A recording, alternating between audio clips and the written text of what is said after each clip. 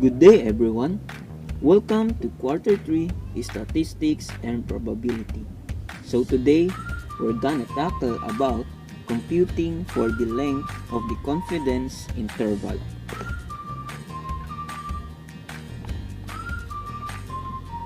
First, you can see the table of confidence and corresponding confidence coefficient. The 99% or 0.99 is the confidence level and the 2.55 is the corresponding confidence coefficient. This lower part is the corresponding confidence coefficient of the confidence level, which is the upper part. Later on, we're gonna use this table to solve problem.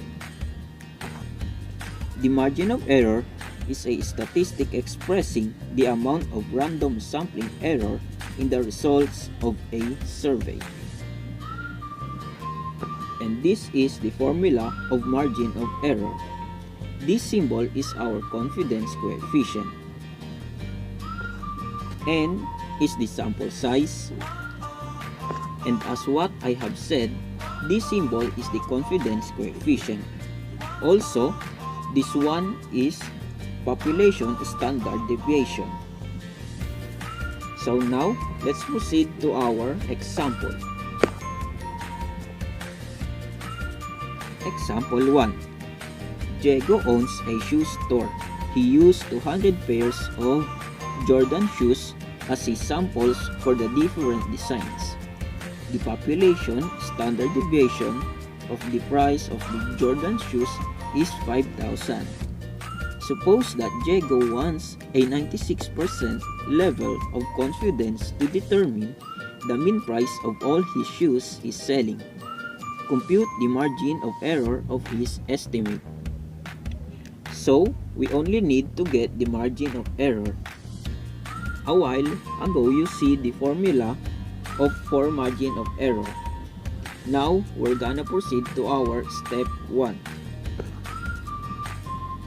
Step 1. Write the given data. First is degree or confidence coefficient. So, how we are get the 2.05? As you can see in the table a while ago, the corresponding confidence coefficient of 96% is 2.05. Next, the standard deviation is 5,000 and the sample size is 200. Step 2. Apply the formula and substitute the given data. Using the formula, substitute it.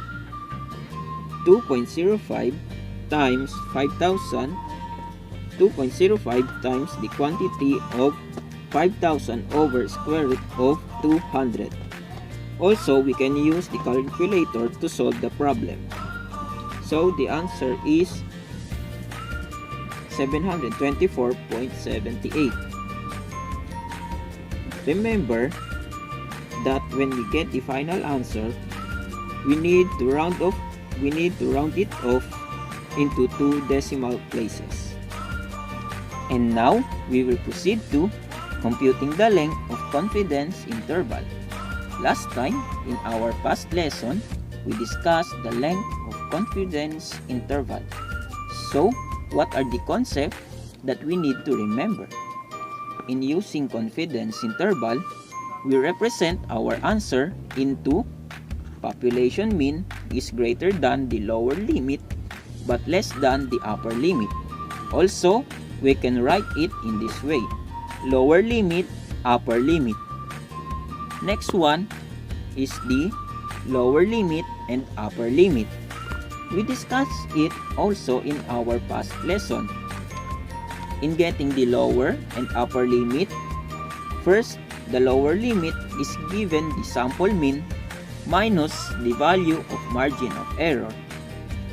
So, it needs the sample mean is given so we can get the lower limit. And E is the margin of error that we solved a while ago. So the next one is upper limit. Upper limit is sample mean plus margin of error. And now, How we will get the length of confidence interval? In getting the length of confidence interval, it could be easy if we get the upper and lower limit. We will subtract upper limit to lower limit to get length of confidence interval. What if the sample mean is not given? What should we do? If the sample mean is not given, we cannot compute for upper and lower limit of the confidence interval.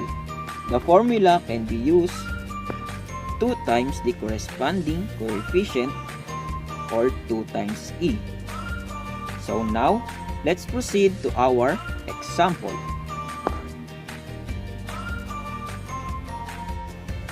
Example 2. The population of Philippine eagle, one of the top 10 most endangered species in the Philippines, has a standard deviation of 25. Compute for the length of confidence interval for 85% confidence level, having a sample size of 100 and sample mean of 50. So, step 1, write the given data. First, sample mean is 50, standard deviation is 25, sample size is 100, and last, the corresponding confidence coefficient is 1.44. For you to easily get the corresponding confidence coefficient, you need to print or write in your notebook the given table that I presented a while ago. Step 2. Compute the margin of error. Substitute all the given data, and that is 1.44 times the quantity of 25 over square root of 100, and the answer is 3.6. After that is step 3. Step 3. Compute the upper and lower limit of confidence interval. So, to get the upper and lower limit, first is the lower limit. Sample mean minus margin of error. Our sample mean is 50, and our margin of error is 3.6. So, 50 minus 3.6 is equals to 46.4. Next is upper limit. Sample mean plus margin of error. Our sample mean is 50 and our margin of error is 3.6. So, 50 plus 3.6 equals to 53.6. Since we get the upper and lower limit, we can get now the confidence interval. Step 4. Compute for the length of the confidence interval. So, upper limit minus lower limit equals to 53.6 minus 46.4 equals 7.2.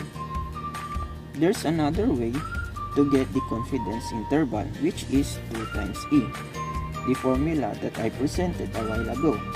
So, 3.6 times 2, the answer is 7.2. So now, let's proceed to our next example. Example 3. The average price of 250 laptops is 250,000 with sample standard deviation of 10,000 pesos. A. Find the 98% confidence interval of the true average price of the laptops. Interpret your answer in the context of this problem. B. Find all the length of the confidence interval. So, step 1. Write the given data. First is sample mean, which is 250,000. Standard deviation is 10,000. Sample size is 250. And last, the corresponding confidence coefficient is 2.33. After that, substitute all the given data that is needed in the formula. Compute the margin of error. 2.33 times the quantity of 10,000 over square root of 250. The answer is 93.2, and that's the margin of error. Next is step 3. Compute the upper and lower limit of confidence interval. Since that in the letter A said that we need to get the 98% confidence interval of the true average price of the laptops.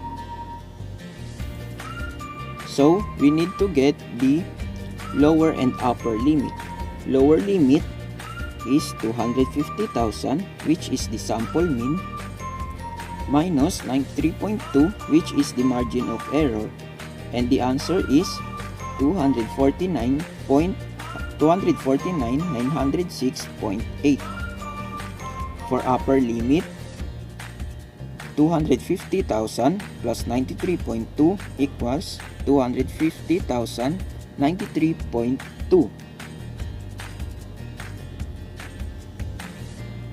So, using the upper and lower limit, the 98% confidence interval of the true average price of the laptops lies between 249,906.8 to 250,093.2. This means that we are 98% confident that the average price of laptops lies between 249,906.8 pesos to 250,093.2 pesos. For letter B, that we need to get the length of confidence interval, it will be minus. So, upper limit minus lower limit equals to 250,093.2 minus 249,906.8, and the answer is 186.4. And that's all. Thank you.